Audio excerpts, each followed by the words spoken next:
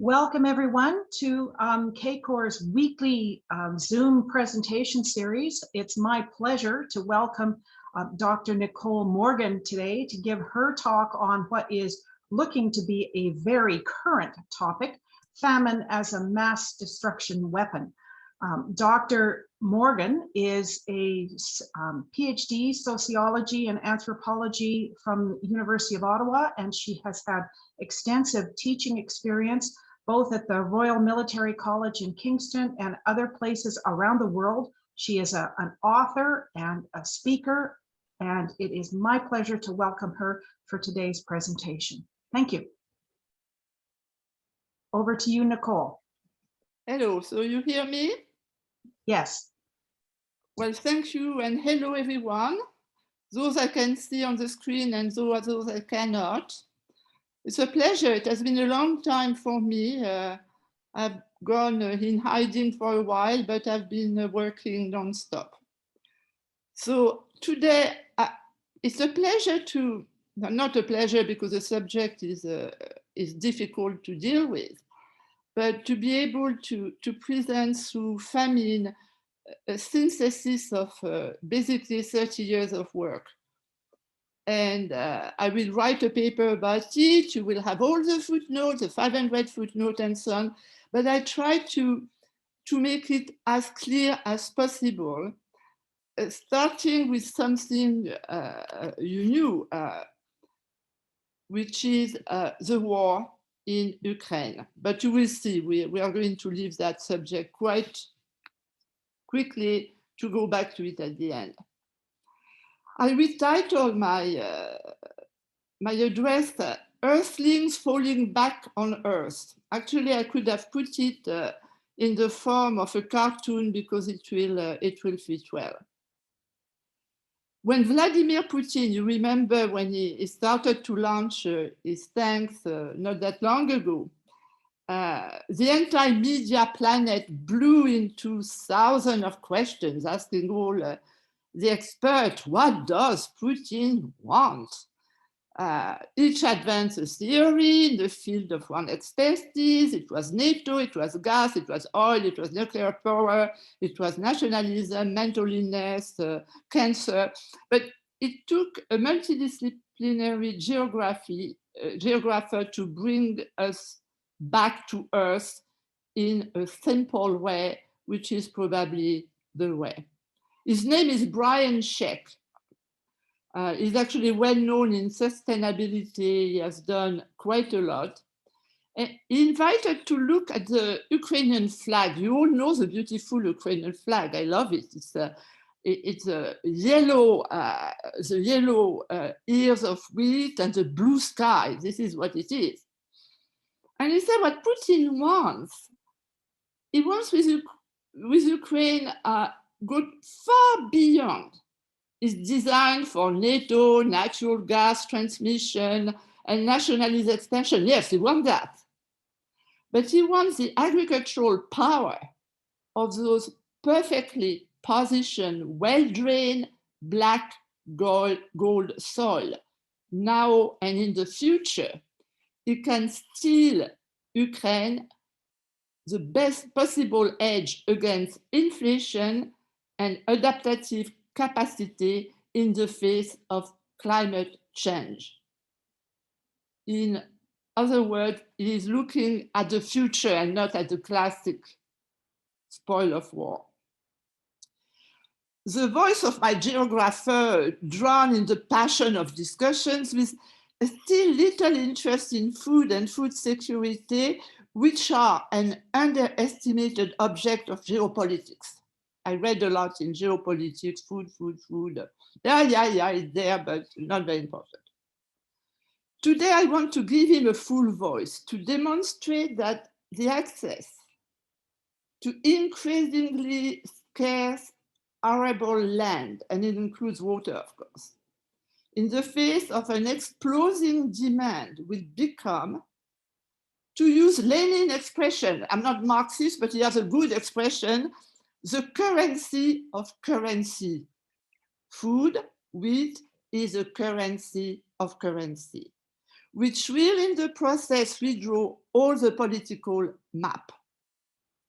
Meaning I will invite you at the end of the talk to renew many concepts which I think are obsolete and define Bolserana, Trump, Putin, and other not so right-wing Marxist ideologies, but as a group of uber predators who are plundering the planet and will play on food and food scarcity like any mafia does.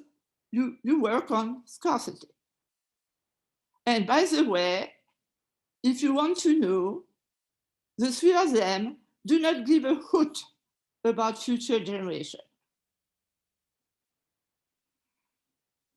I am going to use a short history of modern famine to serve me as a guiding thread. I'm going to start actually after the Industrial Revolution. You are lucky, in my book, I started with the Ice Age. But before I arrive to the Green Revolution, give me these 5 minutes of modern history. I think we started to float above Earth, not even Earth, but the soils, the Earth. We didn't float above the planet, it will come later. We started to float with the Industrial Revolution. And we didn't forget the land, of course, but whether we were Marxist or liberal in Europe, we forgot very quickly our humble origins.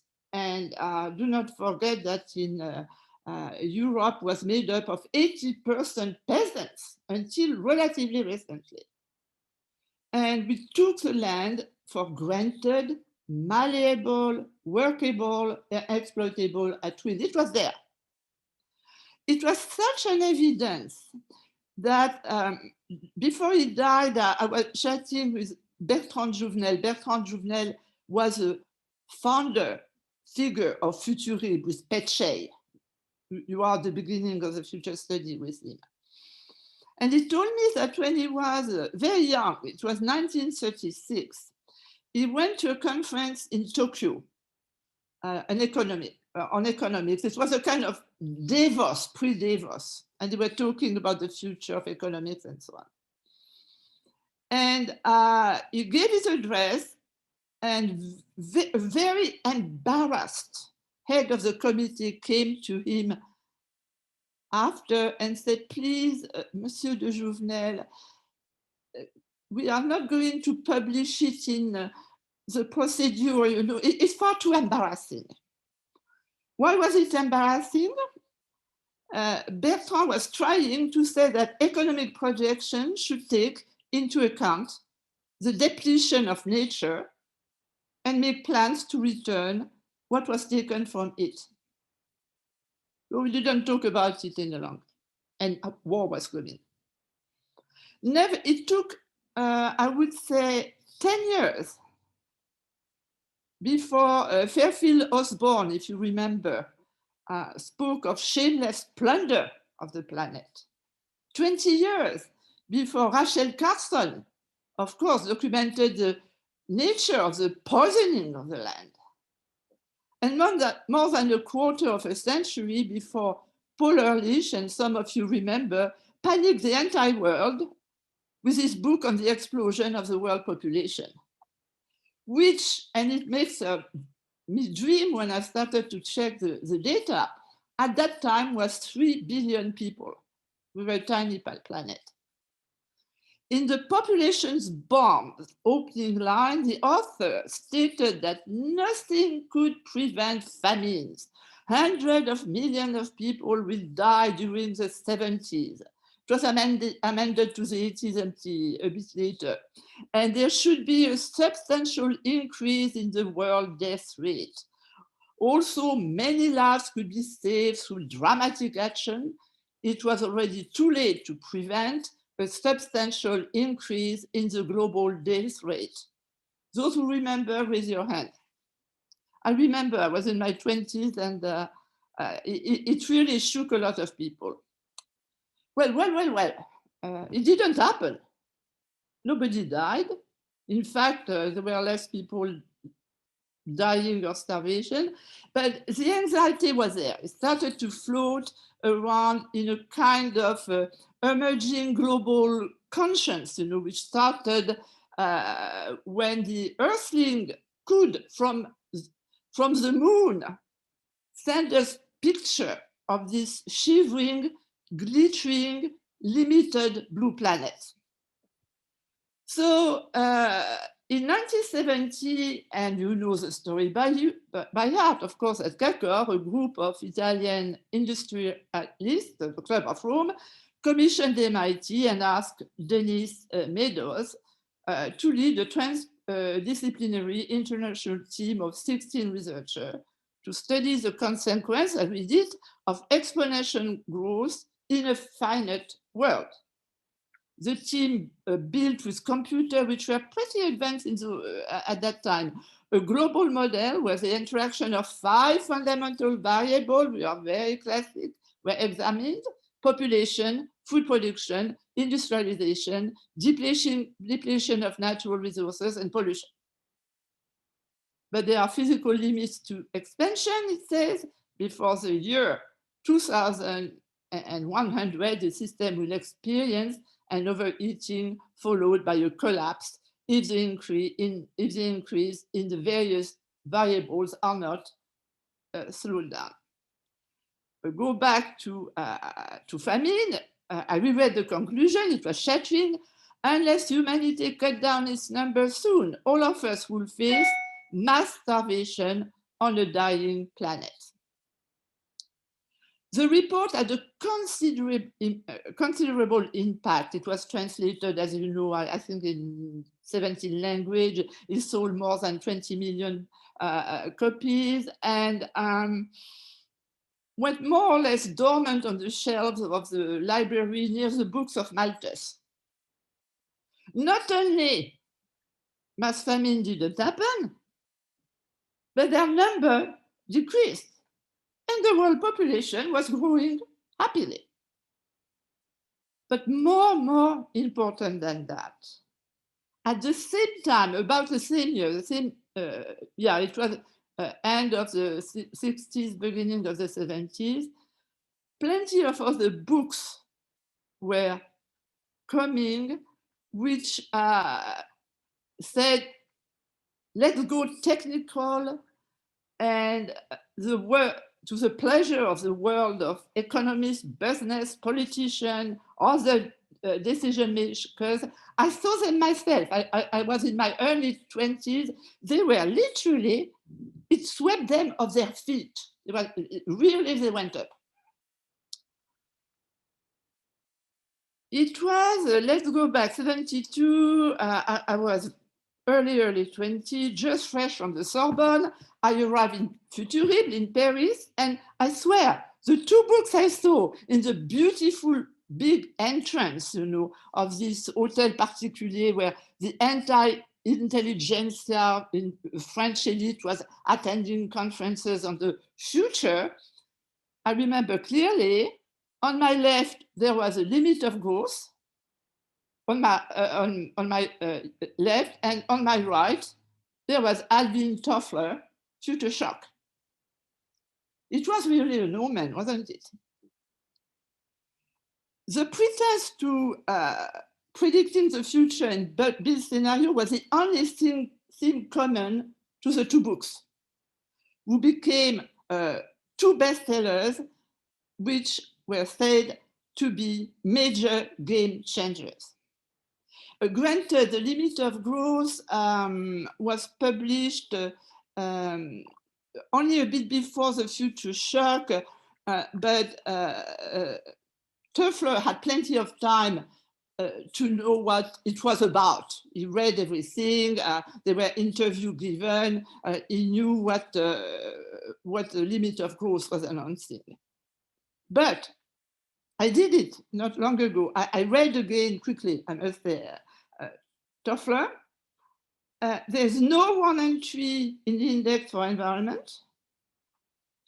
Environment pollution has a handful of references, not bad on a very 1,000-page book. Toffler wasn't a denier. It's not what I say.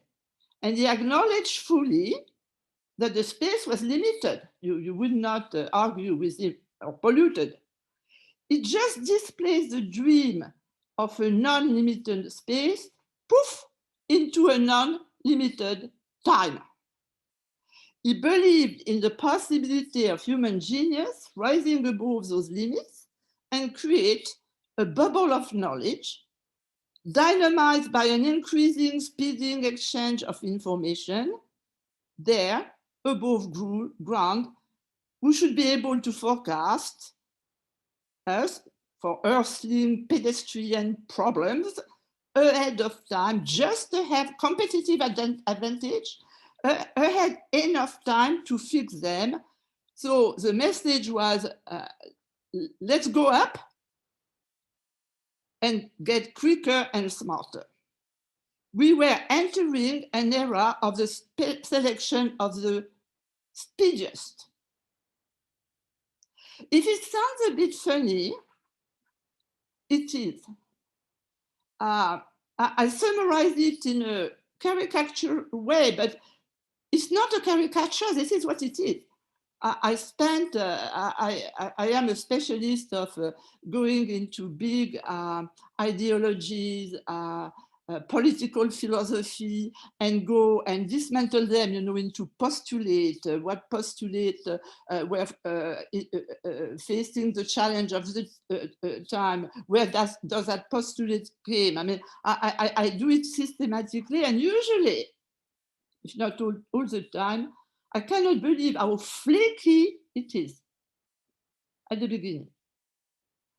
And each time I read Toffler, and I met Toffler, by the way, in Frascati when he was so popular. I mean, we were 250 forecasters from all over the world invited by the Pope in Frascati in 73, in my memory serves me, and he was in the middle of a court. Everybody was around him, babbling about him, and he was really the king of the court.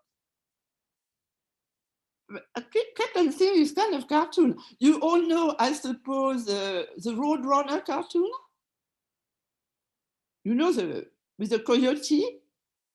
So you have the Roadrunner with a silly little bird, beep, beep, and he roams at high speed through canyons, mountains, valleys. And the coyote cannot run as fast, but he tries all the kind of complex tricks to catch him. One of them is to try a shortcut going from the top of a mountain to another top, no bridge necessary. If he runs very, very, very fast, he thinks the speed will prevent him from falling. And he tries again and again. He tries wearing rocket shoes. He tightens some dynamite stick at the bottom of his pants, but invariably, just when he is approaching the other summit, he loses speed and falls to the bottom of the canyon. You have all seen that. Well, in the cartoon, he doesn't die. He sees little lights floating around his head, and then he gets up again. He just will start again, tries again.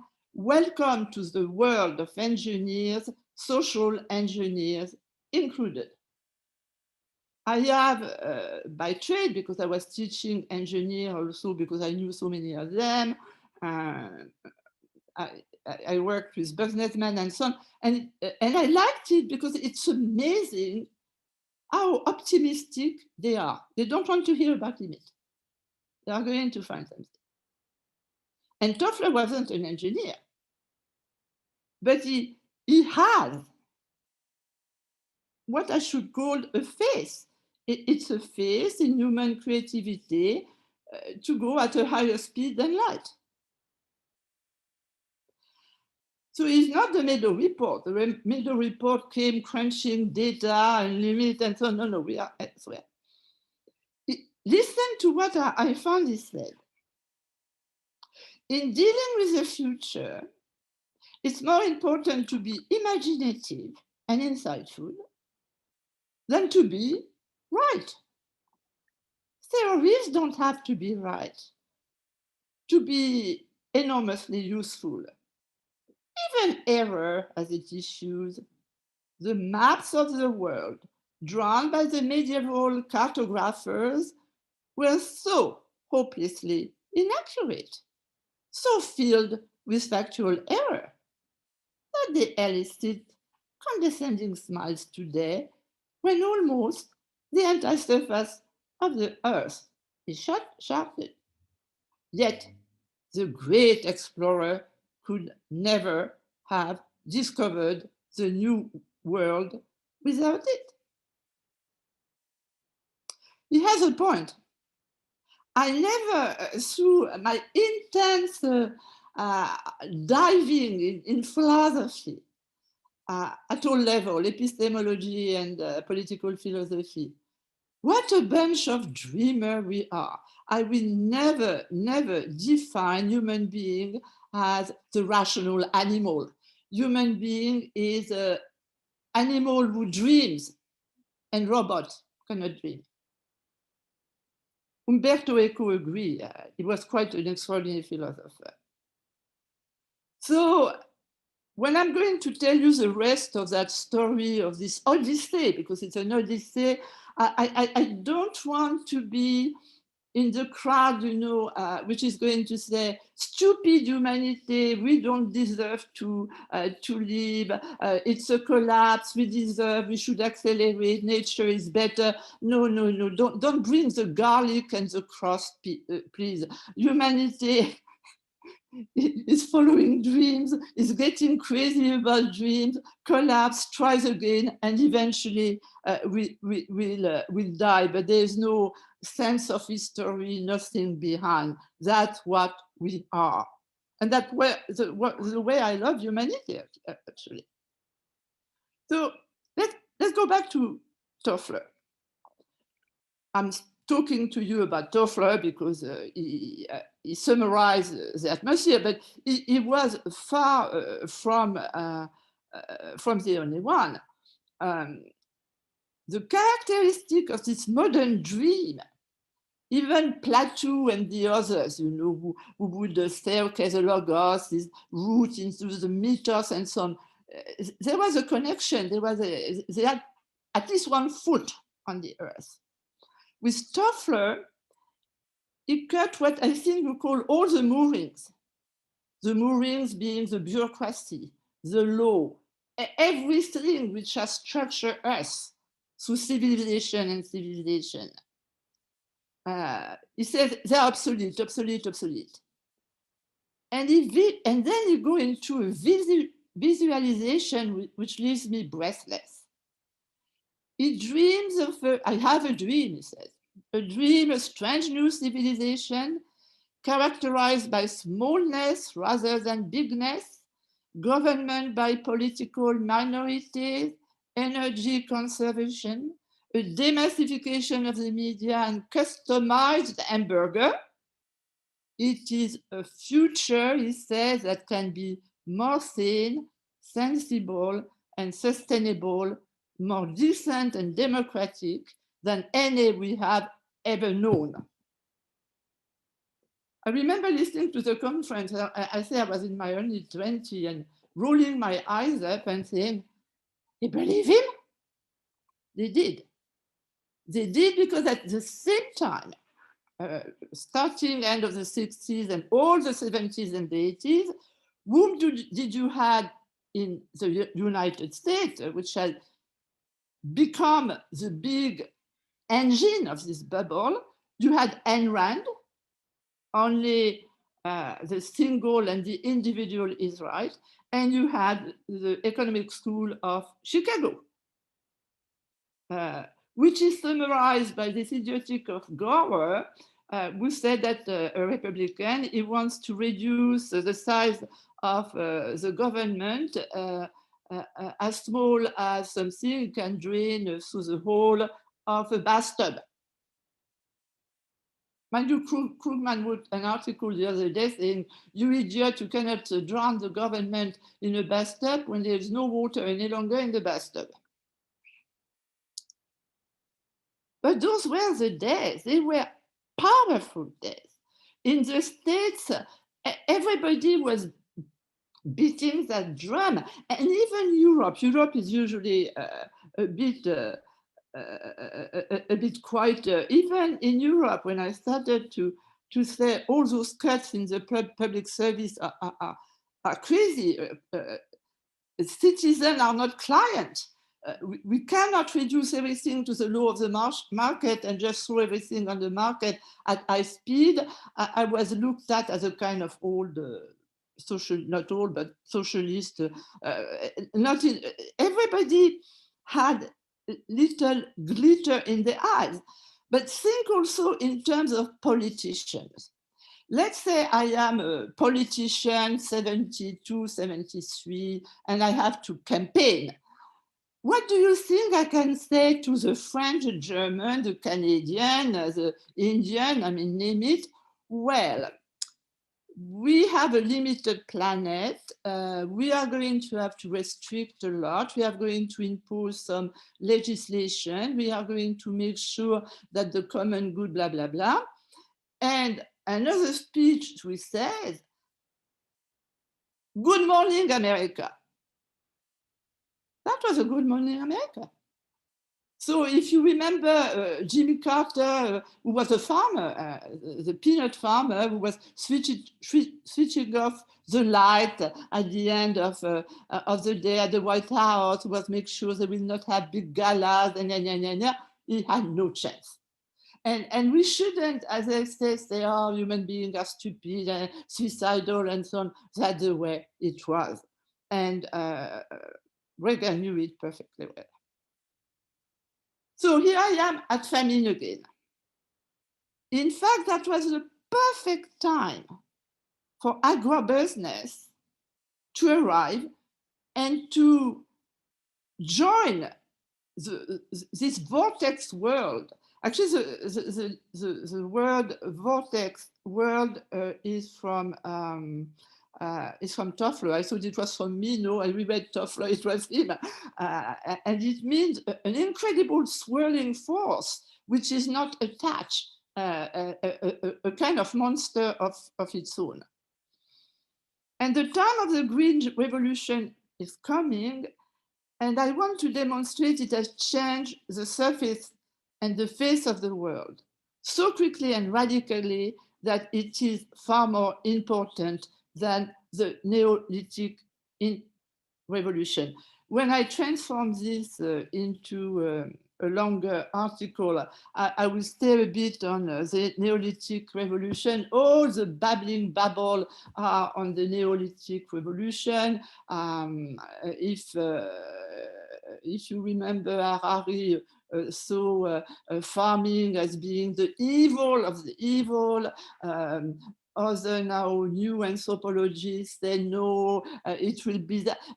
Everybody is fighting about making the Neolithic revolution the cause of the fall from Eden. Well, to start with, that revolution wasn't a revolution. A revolution is quick. The Green Revolution is a revolution. It was 30 years. The Neolithic, you can spread it for thousand and thousand years. It was sporadic, it was different. It has nothing to do with what I am going to talk to you about. So I try to summarize in one long sentence. What is a Green Revolution? There are plenty of good books. You are familiar with it. I can send you, I mean, something which keeps me optimistic is the number of very good quality studies I find. When the student is ready, she finds the master, and I found a lot of masters.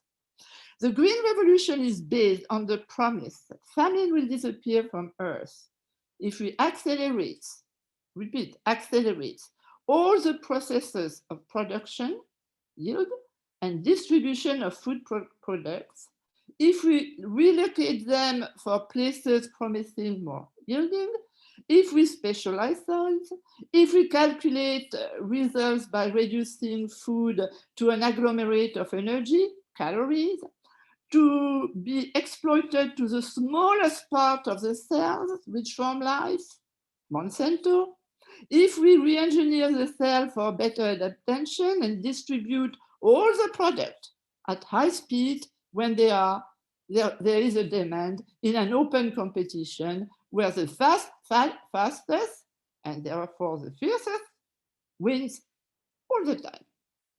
And therefore, he said, to improve whatever should be improved. The more actors are swept into the vortex, the better. There is, if you can help me, if you listen to me, I read, it was about 30 years ago, a study, and I Google, I torture Google to death, and God knows that I tortured well Google.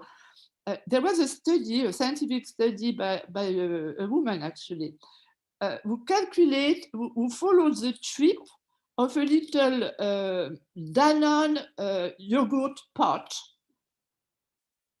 What did it take and how many kilometers a poor little pot will go through to arrive one morning on a table?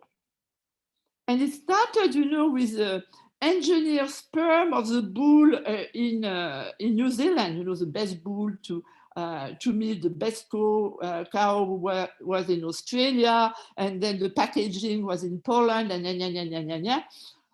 The result was staggering. It was millions of kilometers. When, probably like me, when you were children, we'll go to the épicerie next door with a pot, a jet of cream and a pot for the milk, coming from a cow who probably was living 10 kilometers max from my place in Dijon. That was quite interesting. And this vortex world is so promising that Toffler tells us of a future, what we call a customized hamburger can be served at any time of the day and the night on a kind of universal table of the world in Beijing or in Vladivostok. In the 1980s, McDonald's was feeding 1% of the world. Can you imagine? So the future became present for a while. We could eat and still do raspberry in Alaska for Christmas, be served in New York, baguette kneaded in Paris the night before.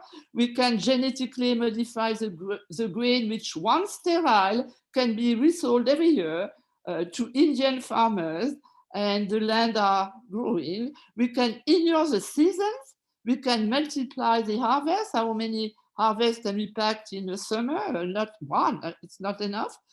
We could relocate according to the quality of the soil and the price of labor, the giant land, farm and herds, became the industrial factory, which were now all over the world. The primary sector is not a primary sector any longer.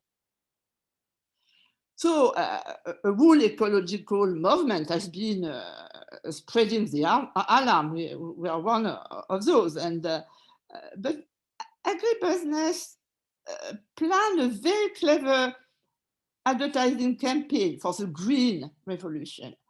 I read an article in Le Monde Diplomatique, I translated it, which explained how it fought for the use of pesticides. It's not a question of proving that their product present no danger, but of promoting them as so many remedies for the problems of malnutrition and public health of third-party world, and above all, as an alternative solution to the danger, certainly very real, that of pesticides with carefully developed and massively financed advertising campaign they hope to turn the recalcitrant spirit. And I remember when going, through FAO and even the experimental farm here, those big billboards with posters with showing beautiful children, black from Asia, white, smiling, and obviously not starving. We save millions. It was. And the Green Revolution did save millions. It saved so many, actually, that the population of the Earth just doubled, but I will go back to that. In 2013 is 9 years ago. So I'm not going back. The state of food insecurity in the world, the SOFI, published annually by the Food and Agriculture Organization of the United Nations, the FAO, the International Fund for Agriculture Development, IFAD, and the World Food Programme, WFP, always reported a great improvement. Since 1970, the proportion of undernourished human beings had almost been divided by 3. Well, and it's the conclusion of the report in 2013, reports coming from all the UN and the serious research. We will achieve our goal of ending hunger, food insecurity, and malnutrition in all its forms by 2030. No, I haven't invented it. More than that, it's not all. Everybody knows, who study famine, that most famine in the past, and God knows that the world has been wrecked by famine. We have a history of famine. If I title my book Fear in the Belly, it's because this fear has been absolutely twisting the bowel of humanity since history time. Shakespeare called it the wolf at the door, and even if we didn't talk too much about it, famine was always there. But, and it was true, most of them, anthropologists, sociologists, historians who studied famine, said most of the famine were the product of conflict, not because the land couldn't produce enough. It was political famine for one reason or another. And you could see it in the Middle Ages, actually, when the castle were surrounded and besieged and people couldn't eat inside. Famine. And very recently, with the dear Stalin, not Putin, but Stalin, who starved 2.5 million Ukrainians to death. And it was political. So we all know that. But then you have all heard of Stephen Pinker, who wrote his book, A Better Angel of Our Nature, A History of Violence and Humanity. He said, aha, yes, but look at the bright side. This turmoil, this violence is diminishing. It's now a common, it's not a common now, actually, and it's not just him, to say that human beings are becoming less violent and more altruistic, ranging freely from human prehistory to the present day. Pinker, and it's a very thick book, 1,000 page, over 1,000 pages, presents his case with a huge erudition. He is intelligent, he knows a lot. Part of his argument consists in showing that the past was more violent than we tend to imagine. It's true, we have always been very violent. But for the moment, it's declining. He calls that the civilizing process. A term actually borrows from the sociologist Norbert Elias, and it has come about largely as a result of the increasing power of the state, true, When there is a solid state, the famine, the big famine, it can manage a famine, which in the most advanced countries secure near monopoly of force. Other causes of the decline in violence include the invention of printing, the empowerment of women, enhanced powers of reasoning, and expanding capacity for empathies in modern population. I don't know where you found that one. And the growing influence of the enlightening ideals. Anytime I try to say something, somebody bring me back to the Enlightenment was way another. Well, what does it have to do with famine? I told you a lot of conflict of instability is a famine. Deval, read him, he really wrote the Bible on famine. Says it clearly, the main reason the last 30 years, so few famines was a diminished number of leaders like Adolf Hitler, Joseph Stalin, Mao Zedong, Paul Dot, and Jafar Nimeri. Charles Kenny, with a senior fellow at the Center for Global Development, concurs, famines hardly ever happen in societies that are even relatively free. In fact, he wrote for foreign policies in 2011. We are not far. They don't happen anymore in any country where leaders show the slightest interest in the well-being of their citizens. In Davos, no one speaks any longer except some agitators, at the door of the Great Famine announced by the Meadow Report, and actually, they are not happening at all. Okay, may I bring you back on this little earthling planet? The problem with the agribusiness, and quite a few people, especially in Quebec, are very good with their point to the great entanglement that I'm going to try to summarize in one sentence because we don't have time. The web of vicious circle and perverse effect.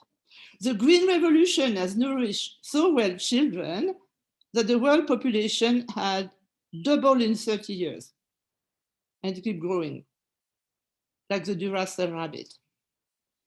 But at the time, the area of arable land and exploitable seas has decreased exponentially.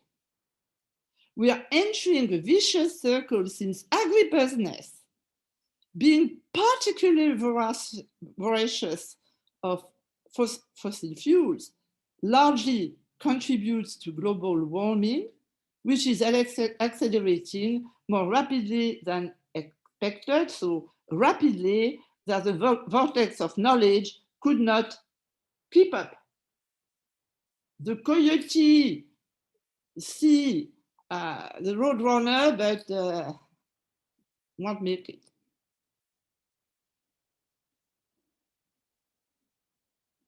If you want more detail about the carbon impact of the food industry, I gave a presentation to CACOR, I don't remember where, I think it was 5 years ago. It's all there. And if you don't have it, I can send you a paper called Les deux famines that I published for the ACFAS. I have all that. I don't want too much to enter into the discussion of overcrowding, because people say there is still plenty of earth to plow, plenty of water. We have to calculate the real population density. It will be less worrying. Let's for this moment, I have no patience. I go to the number 9,500 square meters of arable land are disappearing in the world. That is nearly 1 hectare less every second. Up to 30 million hectares of arable land are lost each year due to the environmental degradation, industrialization, and urbanization, equivalent to the area of Italy. Erosion washes away 25 to 40 billion tons of topsoil each year, severely affecting the soil's ability to store carbon. Water and nutrition are dramatically reducing agricultural yields. According to FAO, this time, estimate 1/3 of all soils are degraded due to erosion, compaction, sealing, salinization, loss of organic matter, nutrient depletion, acidification, pollution, and other phenomena caused by unsustainable land management practice. As a result, unless new approaches are adopted globally, total arable and productive land per person in 2050 will be only a quarter of the 1960 level, when we were 3 billion people. Remember also that it can take up to 1,000 years to form 1 centimeter of soil. As 30% of all the world's soil resources are degraded and human pressure intensifies, critical limits are reached and stewardship becomes a top priority. At least a quarter of the planet biodiversity lives underground, where, for example, the earthworm stands out as a giant alongside tiny organisms such as bacteria and fungi. The earth is incredibly alive. These organisms, especially plant roots, act as the main locomotive of the nutrient cycle by improving the supply of nutrient of plants, which in turn support the biodiversity. They are dying. When they did some research in Gatineau archaeological research, they could and tried to have community garden. It was 3 or 4 years ago. There were no worms any longer. We couldn't find a worm. No worm. I'm terrified of worms, but it was not a reason for rejoice. We have no time actually to do anything, even collectively, because things are moving so quickly, and also in ways we cannot really predict. We can have, for example, the monsoon. Yes, they are going to be terrible for several years in a row. But in Europe, for example, where there's been drought, a terrible drought, in Italy, in I don't know whether you follow, I followed, of course, in France, in Spain, in Portugal, it was dry beyond belief. La Loire was totally out of water. So we say, okay, we are going to, everybody was saying, we are going to plant more resistant plants, you know, to drought. Well, I don't know. Next year, France and Europe may be absolutely flooded and flooded and flooded for 7 years. We don't know. We know it's there and we know it's chaotic. And this is, my friend, was for the first time in 50 years, the statistical curves of food security being another cute word for famine, at a polite word for famine, are changing course. A new class of hungry poor is forming, that of climate refugees fleeing areas that are now inhabitable. And we have good reason to fear that is the beginning. So now I am going to quit.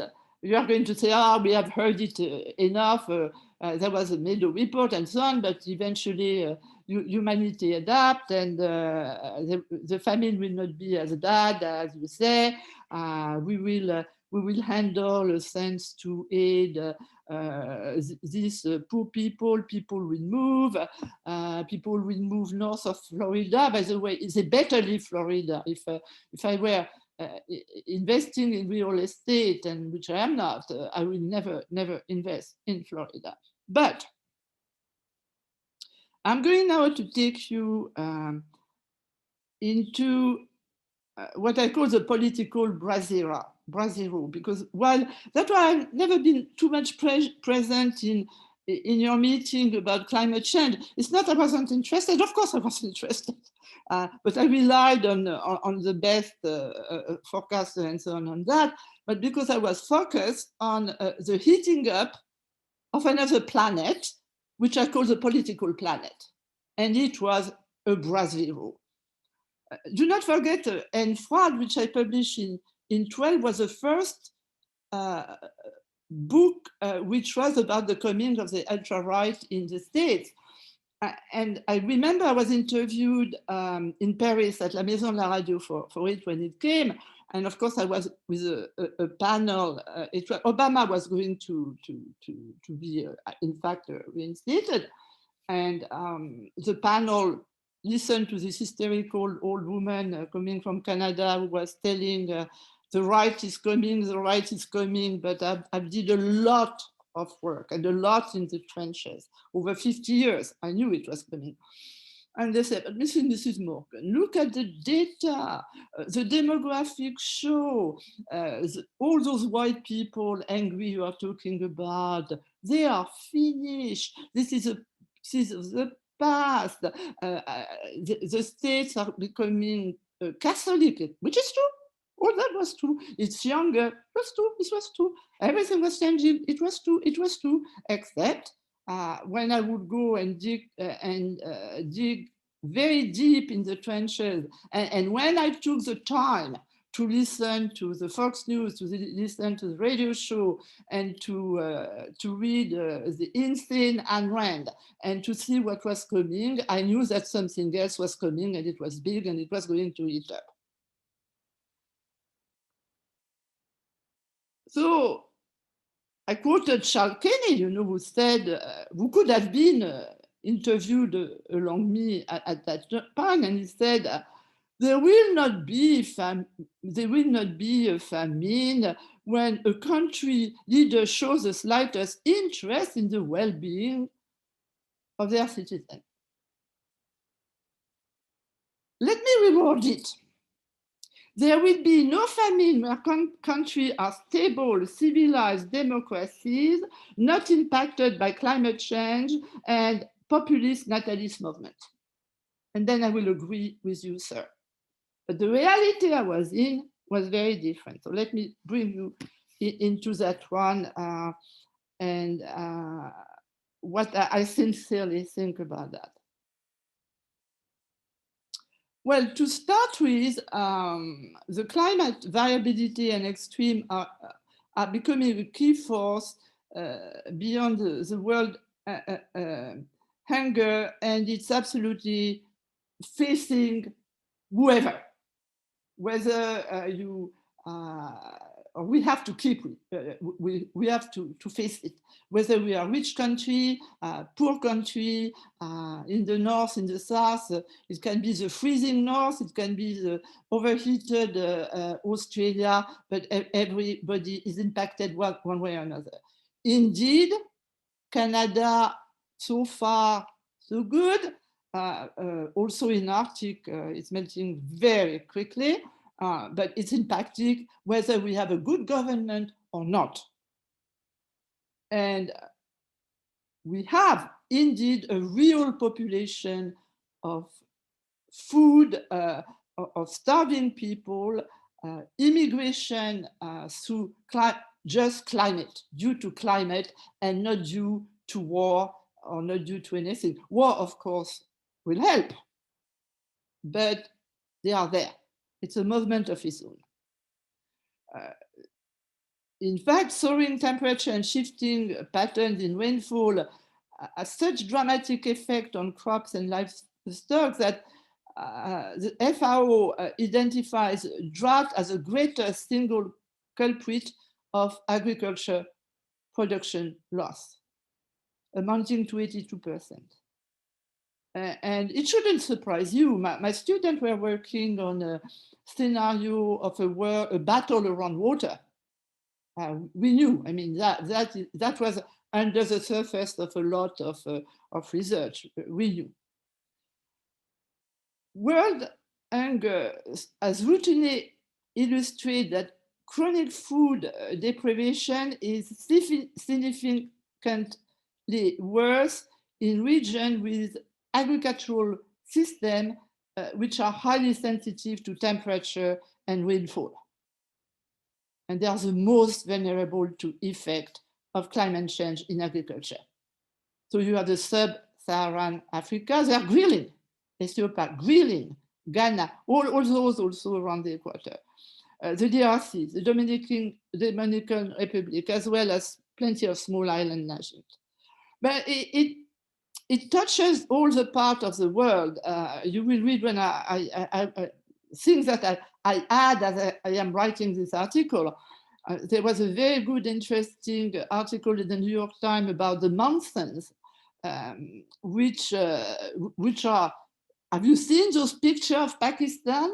40% of the land? And it's not withdrawn yet. Let's imagine 3 years of monsoon like that. What do you think the impact will be on agriculture? The same in India.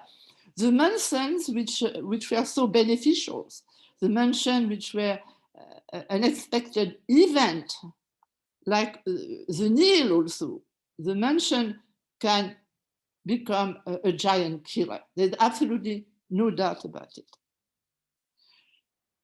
The wealthy part of the world, and it includes California, France. I was saying when we started to discuss, you begin to see quite a few Americans who are so fed up of having to face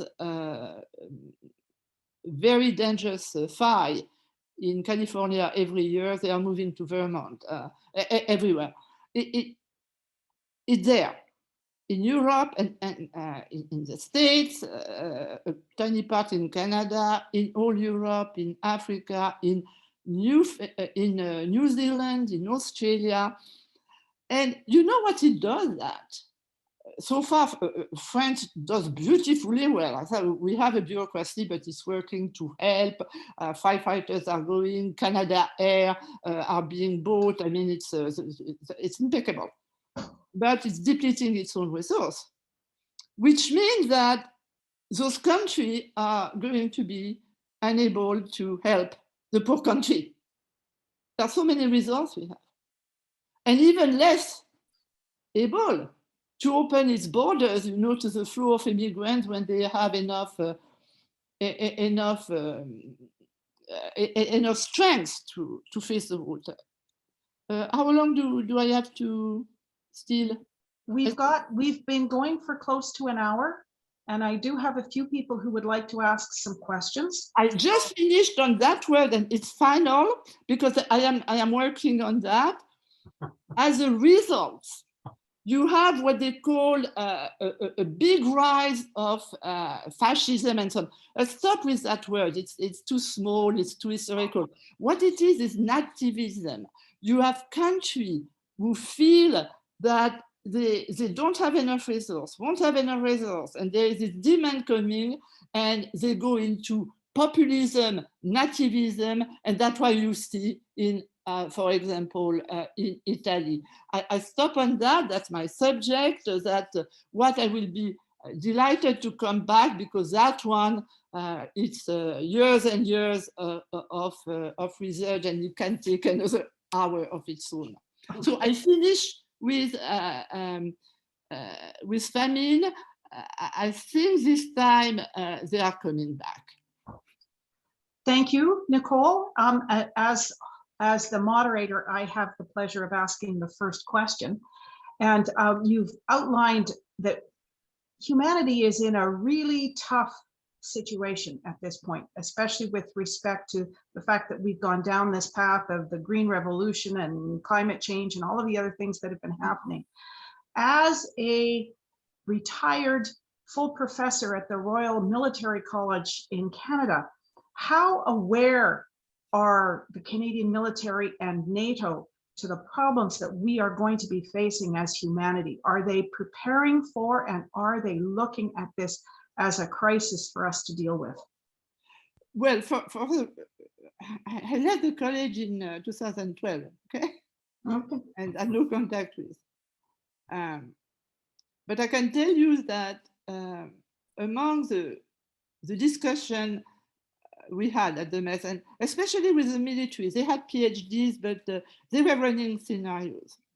And the great part with the military, when they wrote a scenario, they couldn't, they said BS, because life was there. Mm-hmm. And I remember a student and me also writing plenty of scenario about what will happen if a pandemic will attack us, because we knew a pandemic was coming. How will the army protect the influx of people around hospital? One of my students was fascinated by water. He said there will be terrible battle about water. I left, but I'm pretty sure he has been a PhD on that. The awareness was there because they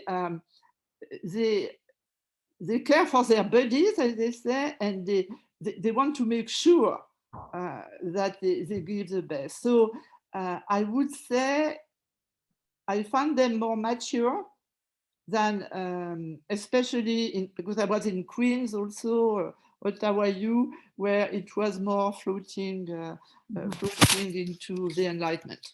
Okay. So but do not forget, they have no say. They cannot knock, especially at the time of Harper when I was there was nothing we could say. I would be fine. Anyway. I understand completely as a scientist who was working in the government during Harper's years. Yes, I understand completely. Oh, I am one of the victims. But nevertheless, the engineers there are there, and they are there. You see, what we should, and it's important, this question. Catastrophe or terror. I had this idea that instead we should have a corps of soldiers facing catastrophes, not the war, but they would be the best, and they were used in France, to get military equipment, to get hospital very quickly. They can come very quickly with hospital. They could come. They do that all the time in Canada. They go in Newfoundland. Remember, they can, and they were happy to do that. Dug up snow, they come in Winnipeg, they come. So I am wondering whether UN shouldn't have an army corps, international army corps, since which help one another, whoever is underwater, in the fire, attacked by grasshoppers, whatever, to face emergencies. They are, and I wanted, actually, I couldn't do it, to start an MPA, master degree in public administration at the college, just to deal with that. Yeah, and excellent. I think it is an idea. It's very pedestrian. It will not save the world, but for example, it could deploy so quickly, and it would have helped a lot with the epidemic, for example. Yeah. Interesting ideas. Thank you for that. The next questioner is Art Hunter, and on deck we have John Mayer.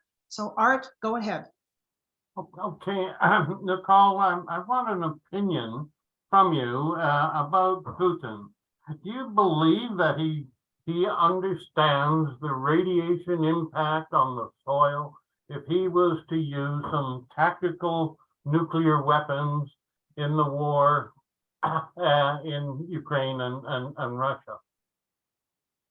Well, that's beside my my territory, but I can tell you they are under the surface, because I study a lot what we call the unconscious. This is my psychiatric hat. A lot of people are hoping that somehow half of humanity will disappear, whether through starvation, whether through war. It's there. You see floating, actually, with the right wing in the States. They do not want to care for the poor. They do not want to care with those, how did they Trump calls them, those shit country. They can die. So if at one point a nuclear weapon can swipe whole of humanity, good, that's a Malthusian perspective. It's there. You listen, when Pinker said that we have in us this love for humanity, I am too old now to believe that. I didn't even when I was a child. And yes, we have an incredible genius, but there's this proverb, an African proverb, when the well get dry in Africa, animals who drink out of that well look at one another with a strange eye. So the more panicky we will be, the more those constant news of attack, turmoil, the more aggressive it's going to be. There's nothing I can do. Yeah. Thank you for that. Art, you did have one other question that you had put in. I'll skip that. It was pretty. Okay, fair enough. All right, John Mayer, you're on deck. You're ready to go, and Dave Doherty, you're on deck. Okay, Nicole, currently Canada, or just in Ontario, we're paving over 300 acres a day in the name of urban sprawl. How would you, if you had 10 minutes with Doug Ford, how would you try and get the point across that this is a bad idea? Well, I am all in favor of the 15 minutes. I live in the 15 minutes, which is semi-density cities, you know, which allow you to go about everywhere in 15 minutes by foot. Those sprawl are ridiculous.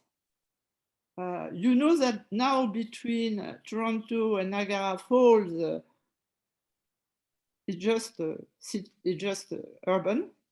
Yeah. And not only that, we pave them with concrete when already in Europe now they have porous concrete. Because the reason why there are those floods is when you have an outpour of water, it cannot absorb, the concrete is not there. So you know very well there hasn't been any urbanization, urban plan deserving this name, which has been going on in Toronto. It has been the developers, it has been the promoters, and nothing. We should have had a high-speed train in Canada since I arrived in Canada. I think 1975 we were talking about it, and we are not great planner, and we are not going to become great planner. No, okay, no, fair enough. I'm looking for a magic bullet, and so far no one's found one. Magic bullet is having another leader. Okay. Thank you for that. Dave Doherty, you're up next, and John Legg, you're on deck. Thanks. First, I have a comment about your answer prior to the last question, and then I have a question. When you said Malthusian, I have a very different interpretation of what Malthusian means and what Malthus meant. And I think this is the correct reading of his book, that what he was espousing was self-control so that we can avoid famine, pestilence, and war. And having us subject to famine, pestilence, and war is a rather natural outcome of uncontrolled human nature. So when you say Malthusian to me does not entail large numbers of deaths. It means avoiding those deaths. So quite a different reading. Really, I said it was classified as Malthusian. It's the same, you know, Machiavelli is not Machiavellian. I could argue that. It's a misinterpretation of what Machiavelli says when we say Machiavellian. It's the same. Thomas More was not an utopian. Malthusian was much deeper. Darwin, it wasn't the selection of the features, it was more complicated than that. But the problem now is we use those words, you know, and the moment you were, I remember in the 70s, when the Club of Rome and some others were talking about population, Malthus, Malthus, Malthus. It was like saying Donald Trump is Machiavellian. No, he's not Machiavellian. Machiavellian hated the tyrant. Machiavellian wanted to find a way to prevent guys from Thomas More to go. So they are dead metaphor, if I may say so. Okay, I understand. But we are covered with dead metaphor. Remember, Yeah. Musk, do you remember the convoy, the Freedom Convoy? Musk tweeted that Justin Trudeau was a fascist because of the mask. Speaking of a dead metaphor. Yeah, furthest thing from the truth. Okay, so to my question, which is very much related, how many people do you think that the Earth can support, and at what standard of living would most of them live? What's the maximum number? Actually, within a 500 million. There's no magic number. If it were well managed, now as it is, you have some friends I have who are very ecological and specialists actually, and the Chinese have an anti-city, 500,000 researchers studying that.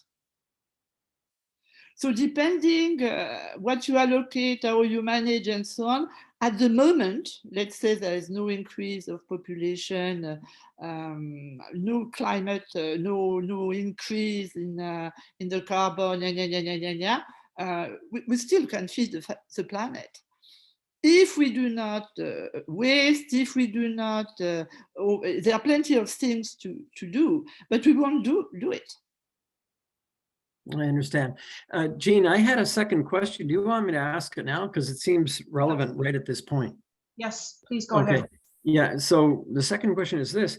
To what extent do you think that forecasters in the last quarter of the last century overlooked us harvesting so much of the wildlife for food and converting so much of the remaining forest for occupation and agricultural use? Because it seems to me that what we've done largely is we've converted the biomass that was remaining at the time, say in 1970, into people and domestic animals. Oh yes, absolutely. Absolutely. That's what I tried to say at the beginning. We took the land for nobody, no bourgeois of the industrial revolution wanted to marry his daughter to a farmer. That was nothing. Something was better. We started to float. We left the earth, and it's not our little garden in a little plot when we can have some parsley and some potatoes if we are lucky, which is going to change the issue of those enormous land which are covered with beef, pork, the harvesting of fish. Those are industrial. They're absolutely killing. We are plowing. We are fracking. We are using the same. We are fracking, and this is what we do. And Putin has understood that. A great fracker. We are going just to grab that. It is going to be the currency of the future because it's going to be rare. When you are a kleptocrat and you belong to the mafia, you go to whatever is rare. It's not the good, the mafia of the good old days, it was crime, it was prostitution, alcohol, gambling, horses. Now it's not that. They are very modernized, the mafia. They are corporations now. And those mafia go to any event they can exploit. Like, for example, in Italy, the mafia was holding the vaccine. Very modern. I have a family in Italy. It's good. I had input from everywhere. And if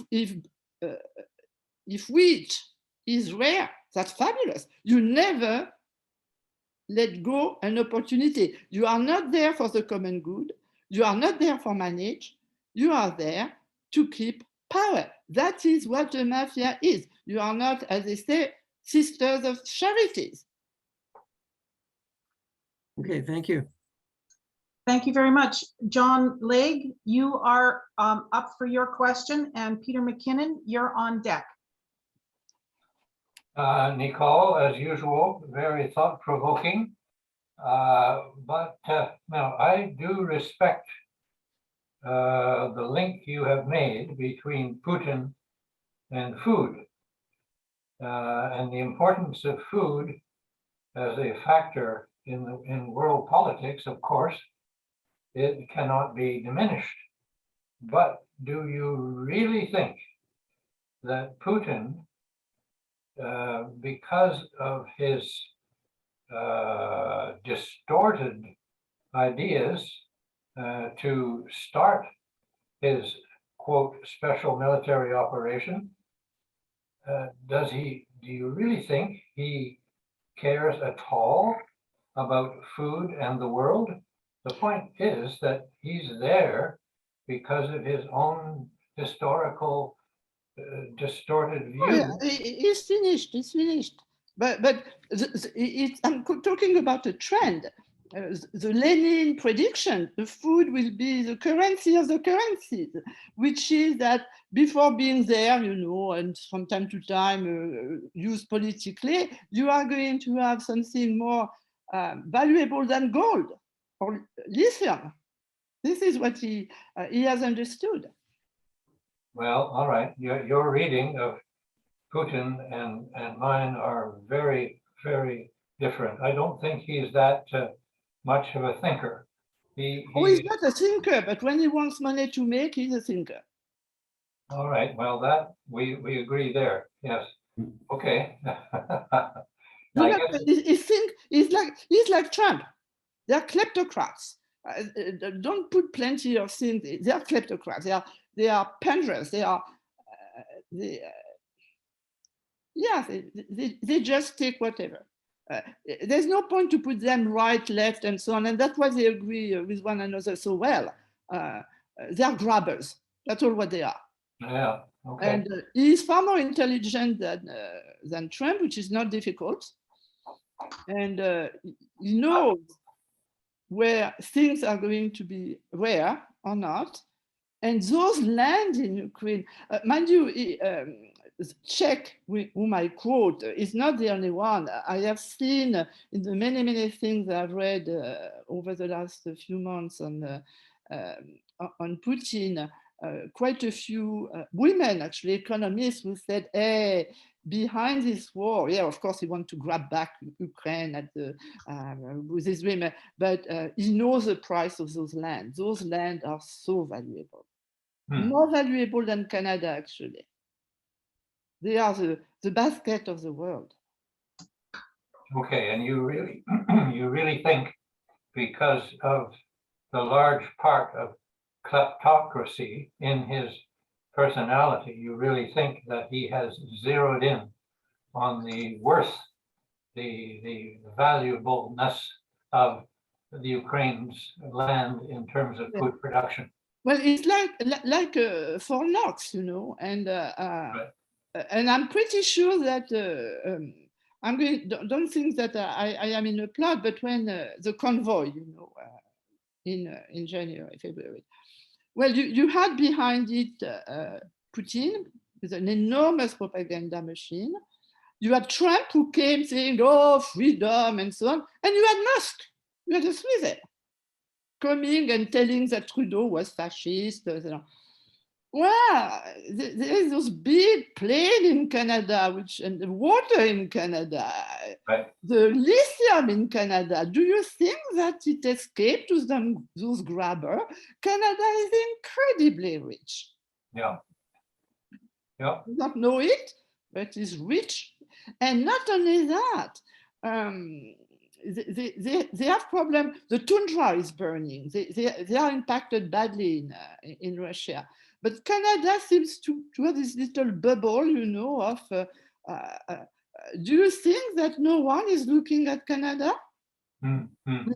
with dollar sign in their eyes? Yeah.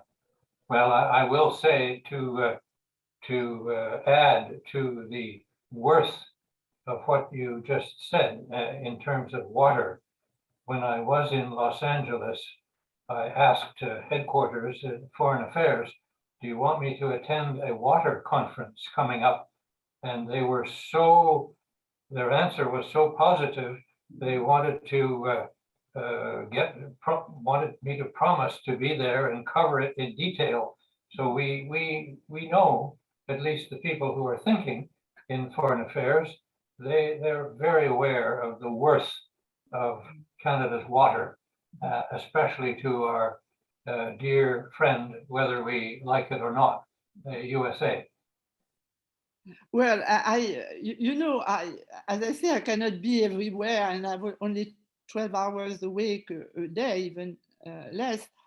But when I look at the drought in the States and the Mississippi, and even myself, I managed to blanch. Mm-hmm. And God knows that I've been always aware.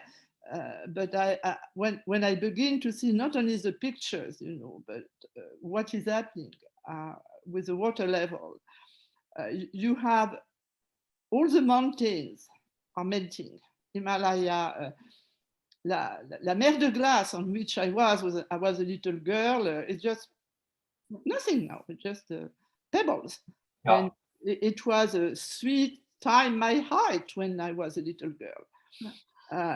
Thank you, Nicole. We've got a couple of more questions that people like to ask, and we're coming up to our time limit. So if I could ask Peter McKinnon to do his question, and on deck is Claude Buchner. So Peter. Thank you, Jean. Merci, Nicole. It's good to see you, and thank you for your presentation. I was just wondering, with your long experience studying the rise of the right, and the uncertainty of the times we're in, if you might make some prediction, as in maybe some boundaries or rail guards on where the US election outcome might end up in November. Well, we have already told if the right doesn't like the result, it will use force. Scary prospect. Well, but they say it. They say if the Democrats win, it's fake, and we will have to take. And they have a lot of weapons, unless I hope that Biden. But I think he's thinking of it. The military, the head of the military, will say, okay, if you want to come with those guns, you will meet the American army. And if you meet the American army, we warn you, you won't have any gun any longer. Mm-hmm. You are not going to win with your bunch of idiots who were on Congress. But he's waiting a bit. For the moment, there are moments of optimism when I think that Putin and Trump are going to fall at the same time. Mm-hmm. Putin is in trouble. They are both cornered, both of them, for different reasons, but they are cornered. And Putin even more than Trump, but I will not. I am waiting for Bolsonaro in. We don't talk too much about the Amazonian forest, but if he keeps on destroying them, that's pretty serious. Let's say that we meet at the end of November when we will have more clear response of what is going to happen. They are what I wish so much would happen, but I try not to take that into consideration when I make a prediction. I was actually thinking less of the outcome on the political side and more of what the outcome on the street, depending on, Well, I can tell you happens. That in Canada, we go to right. That's apparent. Oh, this one is very clear. Thank you, Nicole. Thank you. Claude, you will be our last questioner before we wrap things up. Well, I hope it's not too negative of an end, but sometimes when I try and figure out, and I'm a real fan of William Rees, who explains why we have this enigma of inaction when it comes to climate. And sometimes it seems, and this is the way my question is, are the governments, and I include the G20, which represent 85% of GDP of the world, are they acting as if they know that it's already too late to avoid catastrophe? Or to put it another way, do they assume that nature, not technology, will come to the rescue? And so this is actually on your comment that you can feel, and I don't think it's just the right, but it's like somehow we have to get down to 4 billion so we have another chance. How is that going to happen? And that's a terribly negative way to end, but I would like your comments on, maybe you're more hopeful than I am. Maybe you see more activity, but I see too little too late as the scenario that we're following and we continue to follow. I will leave to that. I'm happy you posed that thing, because I begin to see in the mind of desperate friends, very clever, who thought of those issues for a longer time in Europe, in the States, in Canada, everywhere. Sometimes they have given up in the sense humanity is too stupid, we are doomed for it, it's good. Some are very vindictive, we are delighted it happens. I try now, I'm going to try to say something which is not pessimistic and so on. By my life and by having studied so much, I know everything is mortal. I'm mortal, we are all mortal. I wrote a paper 15 years ago, Our Civilization Mortal, when I started to make peace with time. And I know that nature is messy, that it's always messy. I know that human being, I don't want to call it an history, but an odyssey. I know what saves me is basically art, the way we tell this odyssey. Be able to go now, I am always in mythology, in Greek mythology. So maybe we shouldn't ask those questions. We are going to go through very rocky times. We owe to ourselves and the people we love and what we think is fair to stand up. I will fight the Trumps and those yahoos until I die. Even if in the long term, they will win. Just a matter of my own ethos. Thank you. Thank you, Nicole. That brings us to the conclusion for this particular talk and presentation. And it is my privilege and pleasure to have the opportunity to thank you on behalf of CACOR for this very thought-provoking, wide-ranging presentation that you gave today. Thank you very, very much. You are welcome. Okay. And with that, I would like to say thank you for everybody coming to today's presentation. And I hope that you will go onto our CanadianCorps.com website so that you will be able to see the information that Nicole has presented here on the Stay Informed site. If you go to the Stay Informed and register for that, you will be able to see the link to this particular presentation, as well as all of the other presentations that we have had in the past. And if you've linked onto that, you will be getting this information regardless of whether or not you are a member of CACOR. We would also encourage you to look at our website and see if you would be interested in becoming a member. And if so, then you can find all the information about membership, and there are many opportunities to have some open discussions with various people concerning the crises that we as humanity are facing.